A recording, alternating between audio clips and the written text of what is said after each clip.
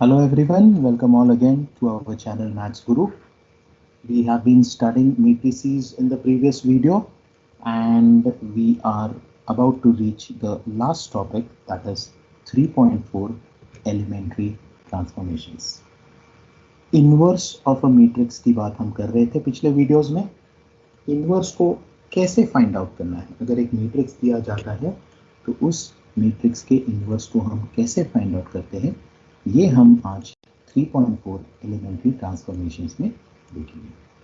सबसे पहले हम डिफाइन करेंगे inverse of a matrix. Given a matrix A, of course a square matrix A of order n cross n, if there exists another matrix B of the same order such that AB is I, BA is also I, then B is called as inverse of A. Such a matrix which when multiplied by A gives you identity matrix is called its inverse. What is the notation? We call it as A to the power minus 1. ऐसे नहीं बोलना A to the power minus 1, उसको बोलना है A inverse। लिखते वक्त लिखो A to the power minus 1। इस डेफिनेशन में एक बात पे गौर कीजिए, if there exists another matrix P, there is an if statement here, meaning not necessary कि ऐसा मैट्रिक्स हमेशा एग्जिस्ट होगा, बट अगर एग्जिस्ट होगा तो उसको बोलेंगे inverse of A. Such a matrix is called invertible matrix. Such a matrix A is called invertible matrix. क्यों? Because उसका इनवर्स एग्जिस्ट हो रहा है। ऑलराइट, इसके कुछ प्रॉपर्टीज देखते हैं। Let's see the most important property, the very first one, a given square matrix has inverse if and only if determinant of A is non-zero. A given square matrix A has its inverse if and only if determinant of A is non-zero. मतलब आप जब उसका determinant निकालते हो और वो non-zero आता है तो आप बोलोगे कि इनवर्स एग्जिस्ट करता है। अब ऐसी चीज क्यों है? बिकॉज अगले चैप्टर में डिटर्मिनेंट्स में आप एक फॉर्मूला देखोगे इनवर्स फाइंड आउट करने का, जो है 1 upon determinant of A into adjoint of A। ये एडजॉइंट ऑफ A कॉन्सेप्ट भी हम डिटर्मिनेंट चैप्टर में देखेंगे। यहाँ पे फॉर्मूला पे गौर कीजिए, डिटर्मिनेंट देखिए इधर डिनोमिनेटर में है, it's 1 upon determinant of A, तो ऑब्वियसली अगर जीरो हो गया तो इनवर्स एग्जिस्ट नहीं होगा, इसीलिए उसका डिटर्मिनेंट निकालना बहुत जरूरी है।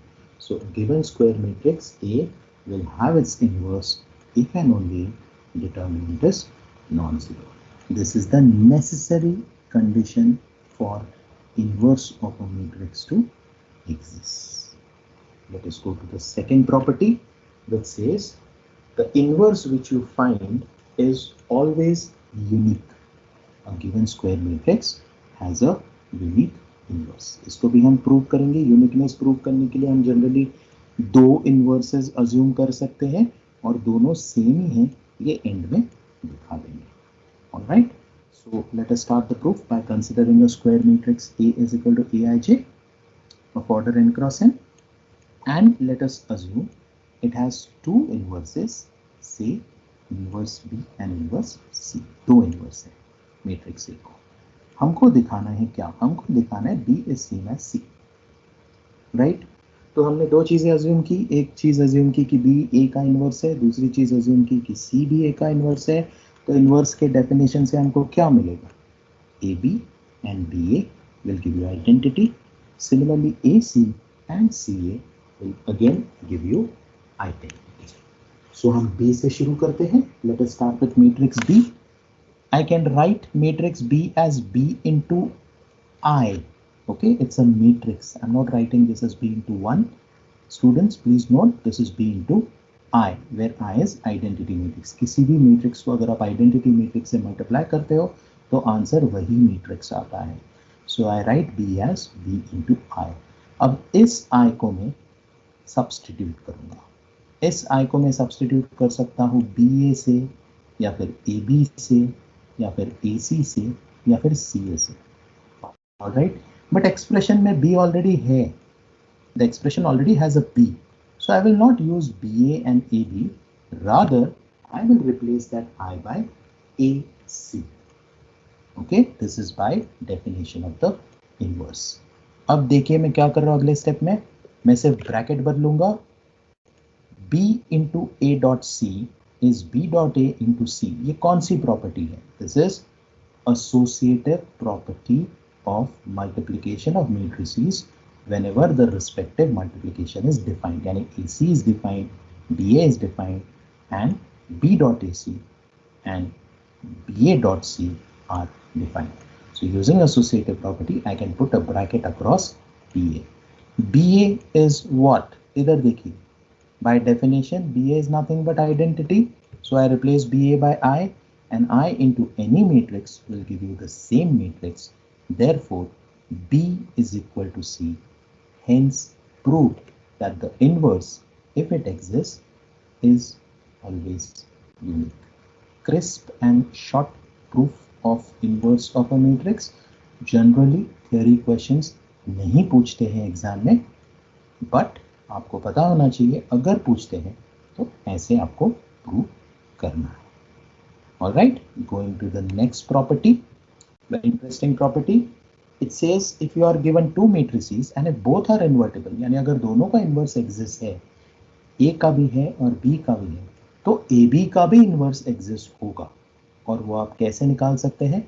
वो आप निकाल सकते हैं इस फॉर्मूला से, AB का इन्वर्स इज B का इन्वर्स इंटू A का इन्वर्स. इसको देख के कुछ याद आया? वो ट्रांसपोज की प्रॉपर्टी याद आई, ए बी का transpose is B transpose A transpose. वैसे ही ए बी का inverse is B inverse A inverse. यानी ए बी का इन्वर्स निकालने के लिए आप सिर्फ ए का इन्वर्स निकालो, बी का इन्वर्स निकालो और बी इन्वर्स ए इन्वर्स निकालो, आपको आंसर आ जाएगा.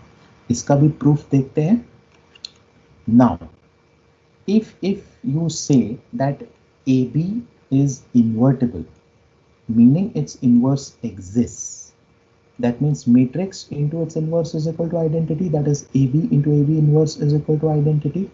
Now we will take this step forward by pre-multiplying both sides by A inverse. Students, pay attention here. I didn't say multiplying both sides by A inverse, I'm saying pre-multiplying. Pre-multiplied यानी expression से पहले multiply करना है. इस चीज का हमको क्यों ध्यान रखना है? Pre multiply, post multiply, because matrix multiplication is not necessarily committed.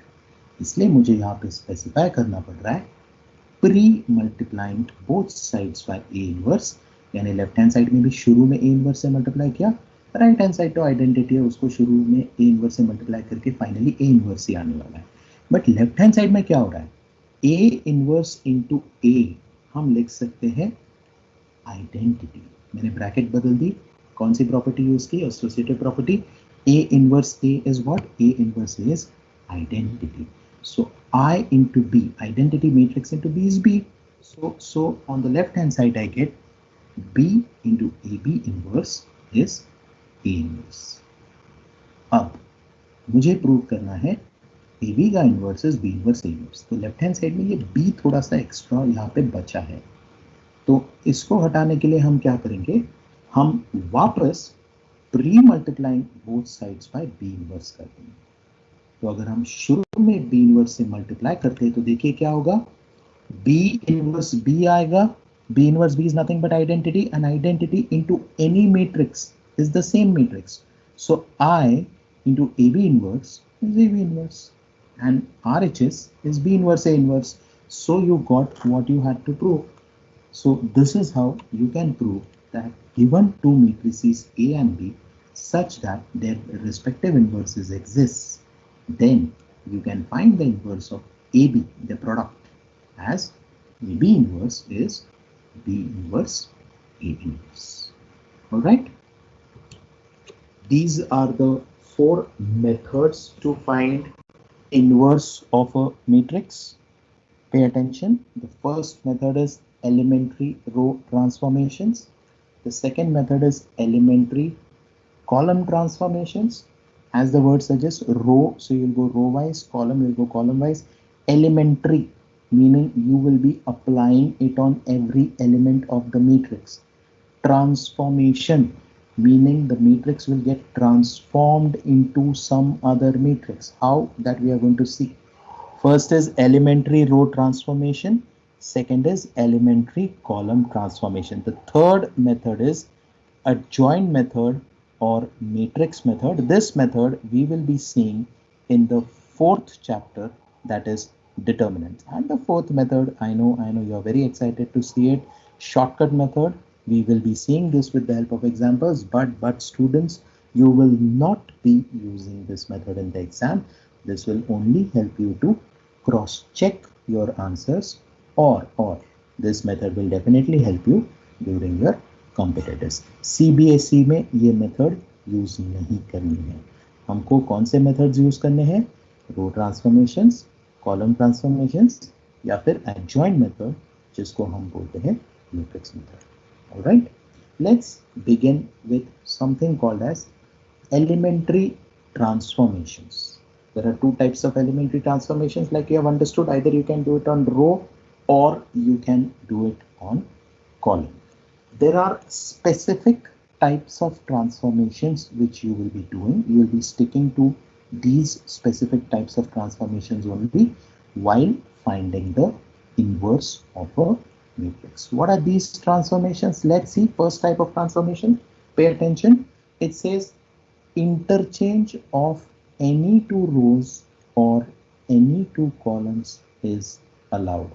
Meaning if I consider some row and some other row, and if I interchange them, then it's perfectly fine. If we interchange the ith row and the jth row of a given matrix, then after you do that interchange, the original matrix gets transformed to a new matrix. And of course, whatever you do for row, similarly you can do it for columns as well. If you do it for row, you can denote it like this: R stands for row, I stands for one of the rows, J stands for some other row.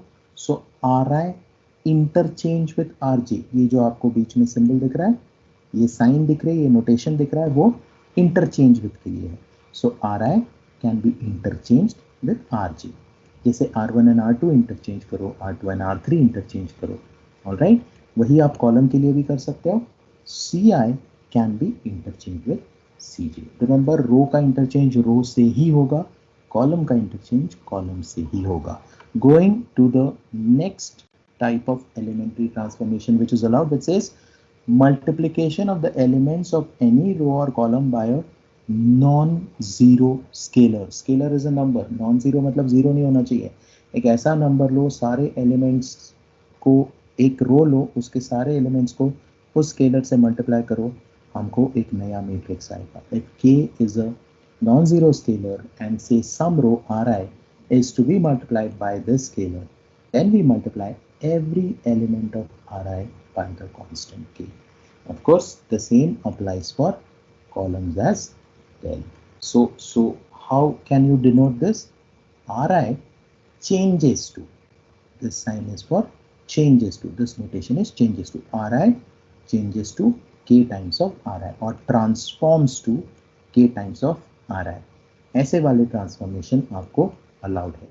वही अगर आप रो के लिए कर रहे हो तो Ri changes to K times of Ri, और कॉलम के लिए कर रहे हो तो Ci changes to K times of Ci. This is the second type of elementary transformation which is allowed. Heading to the third and the last type of transformation which you can do, you need to understand this, girls and boys. It says adding the scalar multiples of all the elements of any particular row or column to the corresponding elements of any other row or column. ये language थोड़ा सा समझने के लिए difficult है. हम इसका notation देखते हैं, नोटेशन से चीज क्लियर हो जाएगी. रो के लिए नोटेशन देखो, कोई भी एक रो ले लो, उसमें ऐड करना है. क्या ऐड करना है? किसी दूसरे रो का equi multiple. Ri is one row, Rj is another row. So you can do Ri plus Rj where K is 1, or you can do Ri plus half Rj or Ri plus 3 Rj. मतलब you can add equi multiples of some other row. The same you can do for columns also. Ci changes to Ci plus k times of Cj. इसको थोड़ा सा समझना है, जब आप Ci को change कर रहे हो तो आपको Ci में ही कुछ तो ऐड करना पड़ेगा। ऐसे नहीं कि यहाँ पे C1 लिया, यहाँ पे C2 लिया, यहाँ पे C3 लिया, C1 changes to C2 plus k times of C3, नहीं, ऐसे नहीं। It's Ci gets transformed to Ci plus k times of Cj. This is the third type of transformation. Of course, k is any positive or negative number. एक छोटी सी exercise करते हैं. We will see a small question where we will see whether you have understood the types of transformations or not. Box में आपको दिख रहा है, blue box में दिख रहा है 3 टाइप्स ऑफ ट्रांसफॉर्मेशन जो आप रो के लिए कर सकते हैं, और ग्रीन बॉक्स में दिख रहा है 3 टाइप्स ऑफ ट्रांसफॉर्मेशन जो आप कॉलम के लिए कर सकते हैं.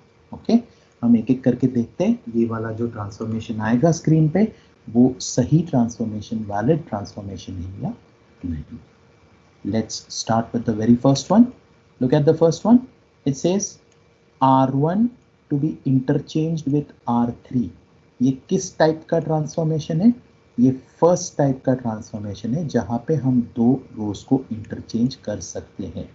तो ये वैलिड ट्रांसफॉर्मेशन है, correct, because it's R1 which is interchanged with another row R3. Look at the symbol. It's interchanged with. All right, going to the second one. R2 interchange with C3. No, this is not allowed. Come on. You can interchange 2 rows. You can interchange 2 columns, but you cannot interchange a row with a column. So this type of transformation is not valid. इसलिए मैंने screen के centre में आपको types of transformations रो के और column के flash किए हैं ताकि आप कंपेयर करके देखो कि वो ट्रांसफॉर्मेशन सही है कि नहीं. वाला देखिए, C1 changes to C3. C1 changes to C3. Is this type of transformation allowed? यानी C1 changes to C3, but what about C3? C3 का क्या हुआ? C1 changes to C3 and C3 changes to C1. ऐसे type of transformation चलेंगे. यहाँ पे अगर मुझे इस ट्रांसफॉर्मेशन को सही करना है तो मुझे नोटेशन बदलना पड़ेगा.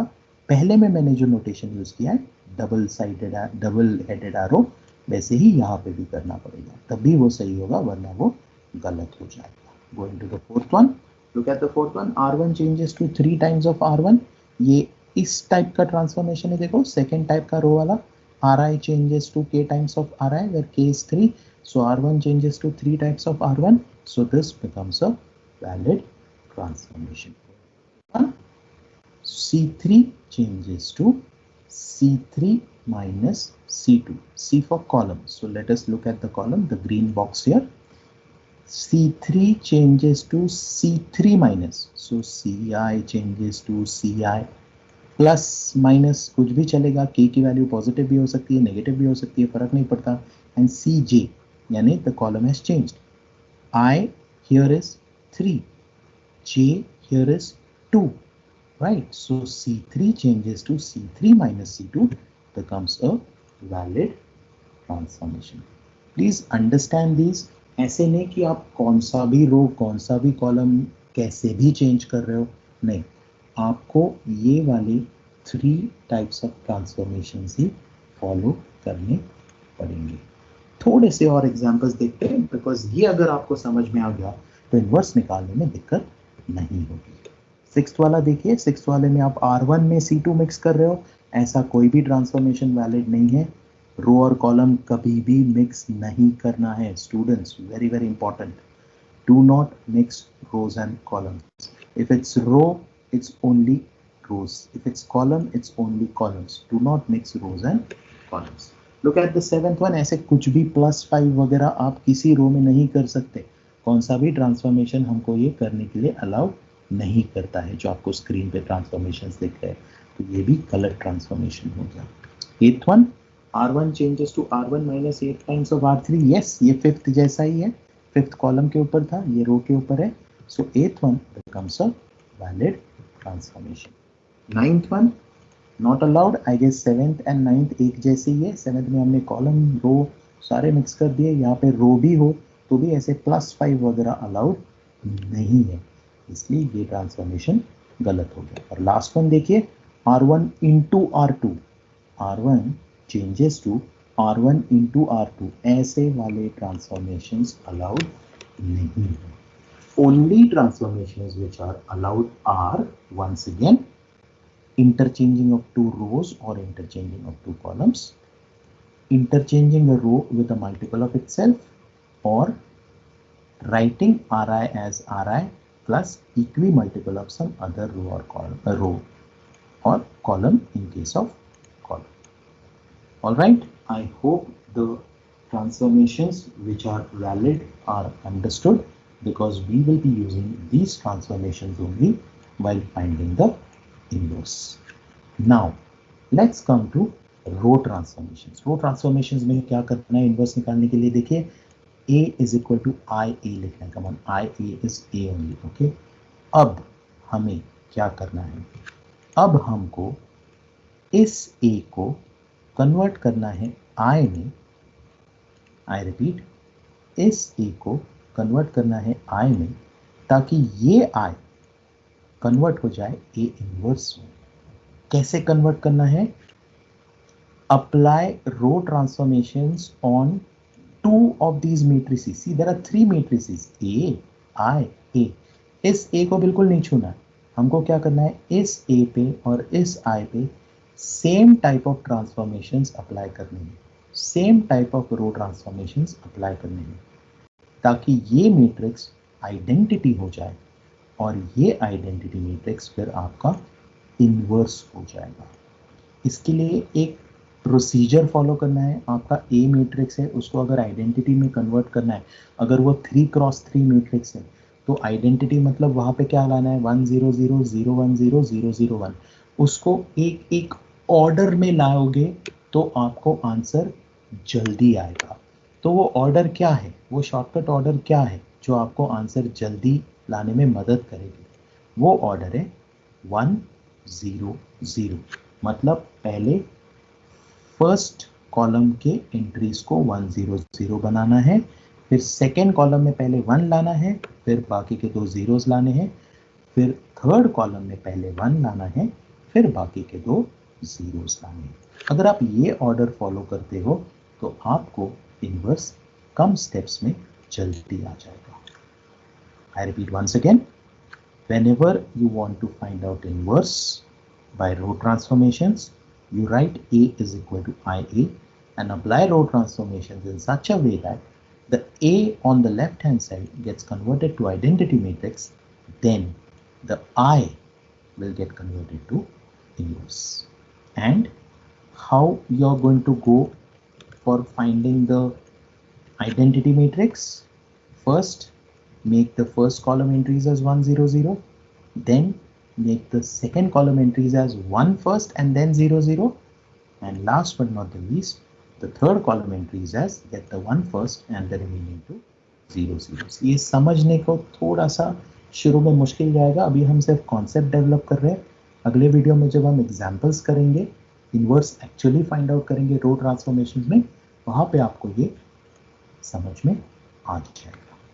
एक बार आप कॉलम ट्रांसफॉर्मेशंस का भी देखते हैं, एलिमेंट्री कॉलम ट्रांसफॉर्मेशंस। इस बार कैसे लिखेंगे, A is equal to AI लिखेंगे और same column transformation, same type के कॉलम ट्रांसफॉर्मेशंस अप्लाई करके इस A को आइडेंटिटी अगर बना दिए हमने तो ये आइडेंटिटी बन जाएगा A इनवर्स।